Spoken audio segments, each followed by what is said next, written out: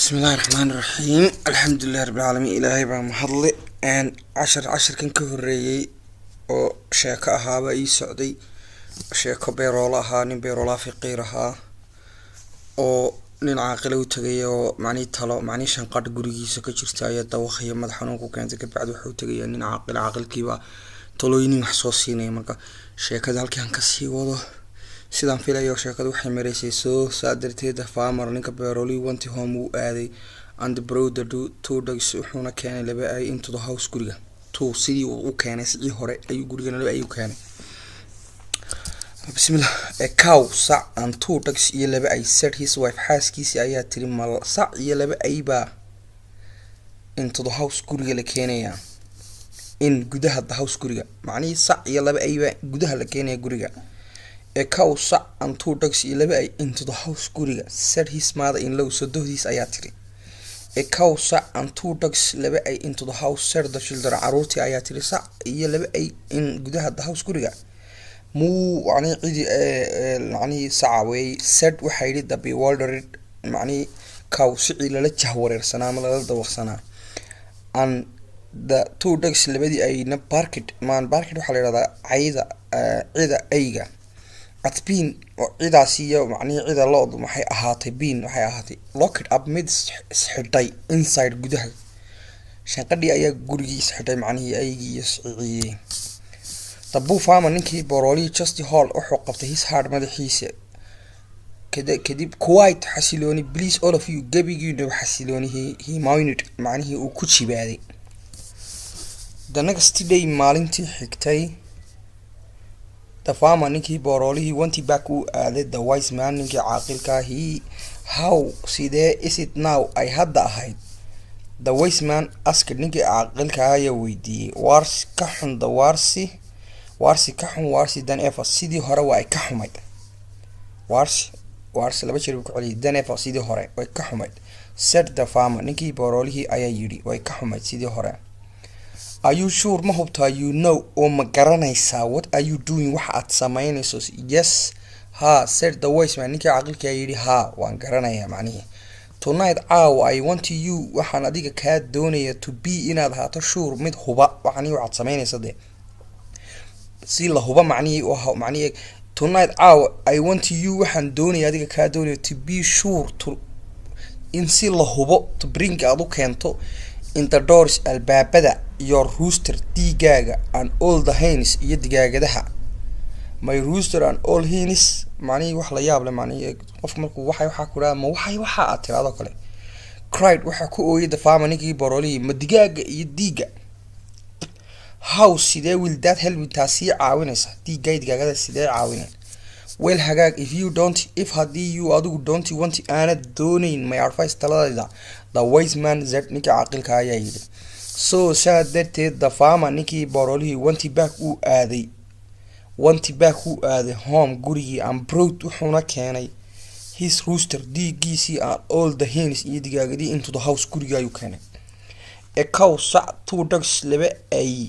a rooster dig and all those hens iyo digaagadiisi in the house guriga said his wife xaaskiisa tiri masac iyo laba ay iyo dig iyo digaagadii guriga la keenaya said his wife xaaskiisa ayaa tiri are you crazy ma waalan tahay a cow sac two dogs laba ay a rooster dig and all those hens iyo digaagadiisi in his house guriga miya said his mother-in-law sodohdii ayaa tiri are you crazy ma waalan tahay aan sii socdo a cow sac two dogs a rooster and all our hens a cow sac two dogs laba ay a rooster dig and all our hens iyo digaagadahayagi in the house guriga miya are you crazy said the children are you crazy ciyaalkii baa yiri adu mad waalanta muu macni cidi looda wanti the cow sici ayaa macnihi aaday macnihi wanti macnihi waa go oo bastia like hadda waxa ugu jirtaa dhawaaq macni yiri oo kala bade warf macnihi waa wahdi wanti the dog aygi ayaa yiri go oo macnihi english ahaan meesha way ku qoran tahay ko anigu spelling hanta xasuusiyo ma qaybi karo wadi la arki doonto cid ashar daawata insha Allah wanti waxa yiri the hens digaagadii while intii the rooster dig crowd oo qayliyay intuu diigu qayliyay ay digaagaduna ciidan sameeyeen quite xasilooni moynid wax ku jibaaday tabuur maaninkii fiqiirka quite xasilooni the next day maalintii xigtay the farmer ninkii boorolihii wanti baaku dib ayuu u aaday the wise man ninkii caaqilka wanti uu tagay back dib ayuu u tagay the wise man ninkii caaqilka ayuu dib u tagay how sidee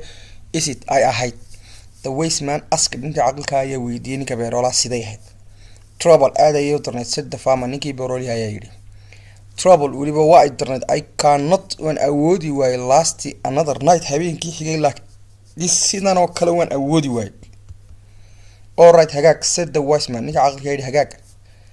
now hadda listen dhegeysa with care si macnihii daryeelnimo ama taxadir leh ama adigu dhugasho leh care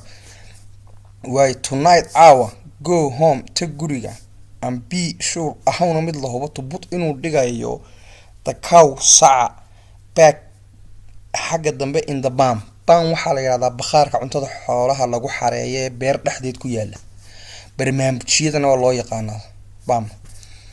waa sax the farmer ninkii boorolihii did uu sameeyey and while intii there was intii ama goortii there halkaasi was ay ahayd still weli a lot of noise shanqara fara badan at least ugu yaraan the cow saca was not there halkaa to move macnihii ay kuma uusan samaynin aan ku celina the farmer ninkii boorolihii did waa uu sameeyey and while ama goortii ama intii there was ay ahayd still weli a lot of noise shanqara fara badan at least ugu yaraan the cow was not there sacu halkaa muusan the moo macnihii cidiis ay ugu jirtaa muusan samayn moo at him isagu halkaa shanqar kama uusan samayn the following night habeenkii xigay he went to aaday the wise man again ninka caaqilka ayuu mar kale aaday how is it sidee ahayd the wise man asked ninka caaqilka ayaa weydiiyey better way ka wanaagsanayd than the night before habeenadii hore way ka wanaagsanayd better way ka wanaagsanayd than kadib the night before habeenkan ka hor way may habeenkii ku celinaa halkaa jumlada iska gashay better way ka wanaagsanayd than the night before habeenkan macnii caawa ahaanba habeenadii hore ka wanaagsanayd say jumladu tahay better than way ka wanaagsanayd the night before habeenadii hore good hagaag the wise man said ninka caaqilka yidhi hagaag tonight caawa go back tag guriga mar kale and be sure to put si la hubana u dhig the two dogs laba ay and that night habeenkaa there was waxay a lot of noise shanqara fara badan but laakiin at least ugu yaraan there was waxay no cow mooing macnii ciisi may jirin and no dogs barking ayga dhawaqiisina muu jirin how is it sidee ahayd the wise man said the wise man asked the next night habeenkii xigay the wise man ninka caaqilka asked wuxuu weydiiyey tagay way moogtay asked macnii dhiiba ku jirta the next night habeenkii xigay ayuu weydiiyey better way ka wanaagsanayd the poor man said ninka caaqilka yidhi way ka wanaagsanayd ninkii beerolihii the poor man ninkii faqiirka ahaa ayaa yidhi ama poor farmer ninkii beerolaha faqiirka ahaa marka telefoonna uu iga soo dhex galay laakiin waxaan isku dayi doonaa inaan gabagabeeyo insha allah fine hagaag the wise man said ninka caaqilka yidhi hagaag tonight caawa go home ta guriga and put out dig the rooster diiga and the hens iyo digaagadaha and the farmer did ninkii boorolihii waa uu sameeyey no cow mooning at the him macnihii sicii ma uusan samayn cidii no dogs barking aygii muu samayn no rooster crowed no hens cockled macnihii digaagii muu cidin it was wonderful macnihii waxay ahayd wonderful mid la yaab leh next night habeenkii xigay he went back uu aaday the wise man ninka caaqilka how it now caaw sidee the wise man asked ninka caaqilka ayaa weydiiyey last night habeenkii ugu dambeeyay it was waxa ahayd wonderful mid la yaab leh the poor farmer ninkii boorolihii faqiirka said ayaa yidhi beerolihii faqiirka ayaa yidhi the poor farmer said ninkii beerolihii faqiirka ayaa yidhi ninkii waa meesha kuma jirta meesha so saa darteed quite way xasilooneed so quite aad ayay u xasilooneed so saa darteed na oran kartaa aadna waad oran kartaa so quite aad bay u xasilooneed no moaning معنيه عدي ساعة no barking معنيه ما جرين دوقيغو no crowing ما جرين دوقي ديغو اما بوقي ديغو no cockle معنيه ما جرين ديغادها عيدودي السلام عليكم ورحمة الله وبركاته دمان ومدى السلام خوان السلام يا ميل كستو يدونك كتشوغان السلام عليكم ورحمة الله وبركاته